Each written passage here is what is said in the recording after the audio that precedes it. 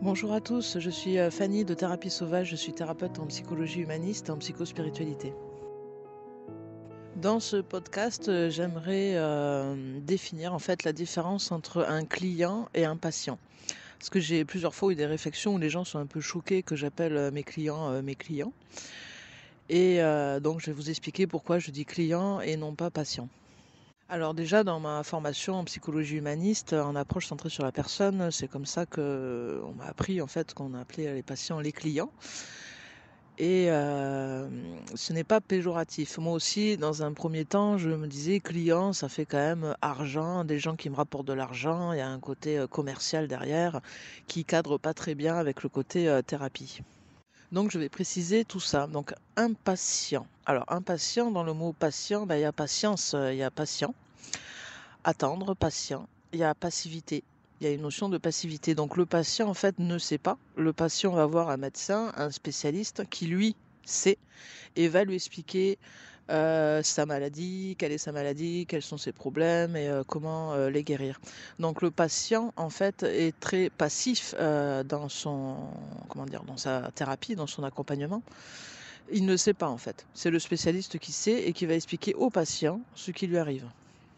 Donc de ce point de vue-là, c'est pas très, très positif d'être, simplement patient, de patienter, d'être passif et d'attendre que le spécialiste, nous donne, les solutions. A contrario, un client est actif, c'est-à-dire qu'il nous paye pour un service qu'on lui rend.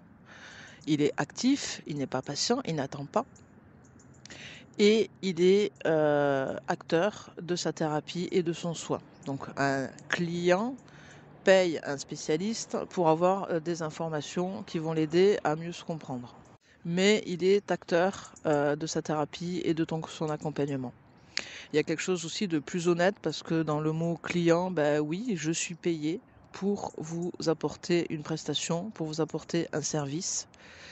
Et au moins, c'est clair, vous êtes acteur. Si ça vous plaît pas, vous pouvez partir, trouver une autre prestation, une autre personne qui vous accompagne. Mais vous n'êtes pas passif et je ne détiens pas le seul savoir. Ensuite, dans mes accompagnements et dans la façon dont j'ai été formée, il y a une notion d'égal à égal justement avec le client. Donc moi, comment dire? Je n'ai pas le savoir absolu, mais j'ai les clés, j'ai des éclairages qui vont aider, le client à trouver ses solutions en lui. Donc s'il a un gros choix à faire compliqué, ce qui arrive souvent, je ne vais pas lui dire: «C'est ce choix-là qu'il faut prendre», de la hauteur de toute ma spécialité et de toute mon intelligence. Je vais simplement, l'aider avec mes outils à trouver en lui, quel est le meilleur choix à faire, qui est le plus respectueux par rapport à qui il est, à ce qu'il veut dans sa vie et à où il en est actuellement. Moi, je ne fais que l'accompagner. C'est le client qui décide, sur quoi il veut travailler et de quelle tournure va prendre, la séance. Et c'est très important en fait pour moi de respecter vraiment la souveraineté du client. Mon travail, moi, est de vous aider à mobiliser vos ressources pour vous en sortir et non pas de vous étiqueter et de vous laisser repartir avec une maladie ou plusieurs pathologies. Comme ça, vous avez un nom sur votre pathologie, vous êtes content, mais vous n'avez pas spécialement avancé et vous avez peut-être aussi été dépossédé en fait de vos problématiques parce que, bah, ça y est, vous avez une étiquette, vous êtes bipolaire, vous êtes, psychotique. Voilà, je sais pas à quoi enfin, voilà, ça c'est la psychologie classique, qui va faire ce genre d'accompagnement et qui vous appellera patient et non pas client. Mon travail à moi, c'est de vous respecter dans votre souveraineté, de vous aider à mobiliser vos ressources. Bien sûr que je ne suis pas dans le déni de votre maladie, mais mon travail est de vous aider à reprendre le pouvoir sur votre vie, à comprendre ce que cette maladie, ce que cette problématique vient dire de vous, ce que vous avez à apprendre de cela pour pouvoir avancer. Mais à aucun moment, je ne vous déposséderai de votre pouvoir sur votre vie.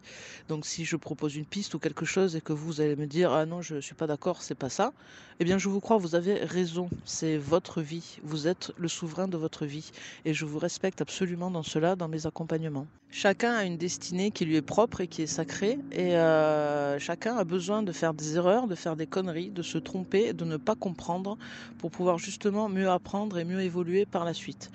Donc qui suis-je moi pour vous dire, ce que vous devez faire? Si vous avez besoin de faire une erreur, eh bien faites-la, expérimentez-la et apprenez.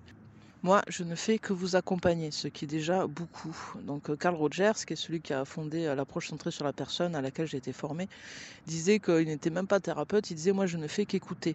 Mais mon Dieu, c'est tellement déjà énorme d'écouter, d'avoir une vraie écoute empathique, et d'être, comment dire, entendu par quelqu'un qui vous comprend. Je sais que c'est quelque chose qui revient souvent dans mes accompagnements au niveau des retours de mes clients, que ça leur fait du bien enfin d'être compris et de ne pas être jugé et de pouvoir se déplier et raconter leur intimité et leur vie en sécurité et dans la bienveillance et avec quelqu'un en face qui les écoute avec empathie et humainement et d'égal à égal. Voilà.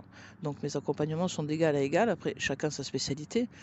Comme je le redis, moi j'accompagne sur le chemin, j'ai mon éclairage, j'ai mes outils, je connais les chemins, mais je ne sais pas lequel vous devez prendre et lequel vous devez expérimenter pour évoluer dans votre vie. Donc voilà, je ne vais pas continuer plus longtemps parce que je pourrais parler des heures de mes méthodes, de mon éthique en tant que thérapeute. Mais je vais m'arrêter là donc pour bien expliquer pourquoi j'appelle mes clients des clients. Voilà, il n'y a pas quelque chose de commercial derrière ou de mercantile ou d'intéressé. Au contraire, c'est quelque chose de beaucoup plus honnête en fait et de beaucoup plus respectueux de la souveraineté des personnes qui me consultent et qui viennent être accompagnées. Ils sont acteurs de leur accompagnement, je le répète, et ils ne sont pas des patients. Voilà. Alors après, je dis pas du mal évidemment des médecins qui sont qui appellent leurs patients des patients. Mais voilà, chacun sa spécialité. Je voulais juste vous expliquer pourquoi moi je dis client et non pas patient. Je suis désolée pour le bruit, j'espère que ça vous a pas trop dérangé. J'enregistre en extérieur là. Et voilà, l'idée m'est venue. Du coup, hop là, je me suis dit, allez, je vais faire un petit podcast sur ce sujet client ou patient. Voilà, je vous remercie pour votre écoute. C'était Fanny pour Thérapie Sauvage. N'hésitez pas à me contacter pour un accompagnement sur therapiesauvage.com. N'hésitez pas à liker, à commenter cette vidéo pour m'aider à être référencé et à aider le plus de personnes possible. Et voilà, merci beaucoup, au revoir et à très bientôt.